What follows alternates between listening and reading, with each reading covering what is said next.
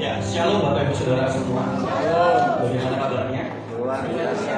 Ya, hari ini bahwa kasih sayang itu harus selalu kita berikan. Nah, berbicara tentang kasih sayang Bapak Ibu, ya setiap manusia pasti memiliki caranya untuk mengekspresikan kasih sayang itu sendiri.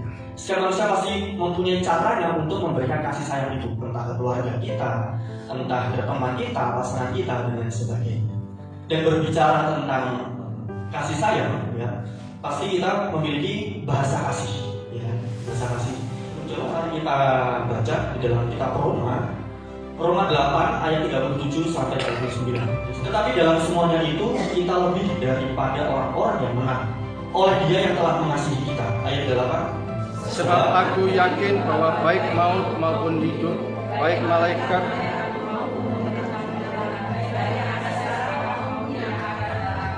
bersama-sama atau kuasa-kuasa baik yang di atas maupun yang di bawah ataupun sesuatu makhluk lain, baca dengan keras, tidak akan dapat memisahkan kita dari apa Bapak Ibu, kasih Allah yang ada dalam Kristus Yesus Tuhan kita. Hari ini kita akan membahas tentang bahasa kasih atau love language, ya. Bapak Ibu Saudara, beberapa tahun belakangan ini ada hal yang cukup menarik, terutama di kalangan anak muda, di kalangan anak-anak remaja. Ada satu topik yang cukup booming atau ngetren pada waktu itu, bahkan hingga sekarang, ya, dengan anak muda masih tahu.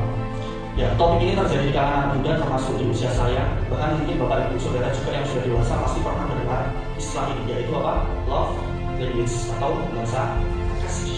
Dulu, ya kan? Tinggal dipilih. Atau mungkin Bapak Ibu Saudara bisa promosikan juga. Kecuali Mas Andri, ya.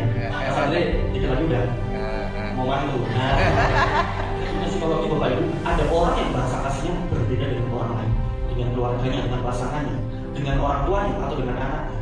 Nah, perbedaan inilah yang akhirnya cenderung membuat kita sebagai manusia itu bisa mengalami cekcok. Ya kita tahu setiap orang pasti ingin memberikan kasih, tapi ketika bahasa kasih itu berbeda dan salah satunya tidak memahami, salah satu dari orangnya ini tidak memahami, ya betul Bapak Ibu. Satu pengen apa tadi?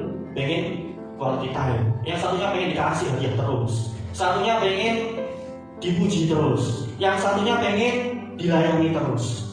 Ya, egois, semuanya ingin dipenuhi bahasa kasihnya. Tapi tidak ada yang saling mengerti. Ya akhirnya cekcok. Sama ketika dalam bergereja, seorang gembala ingin memenuhi setiap kebutuhan jemaatnya, tetapi jemaatnya tidak saling memahami bahasa kasih dari jemaat-jemaat yang lain. Ya yang ada cekcok, kasihan bapak gembalanya. Ya bingung harus mana yang dipenuhi.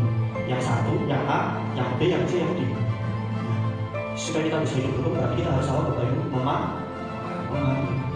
bahasa kasih sesamamu. Ya.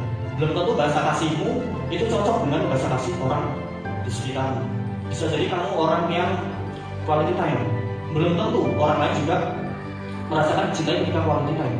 Bisa jadi dia punya trauma-trauma yang terjadi dalam dirinya sehingga dia tidak suka ketika ada quality time. Dia menjadi orang yang introvert, orang yang suka menyendiri. Jadi pahami setiap bahasa kasih saudara dimanapun berada.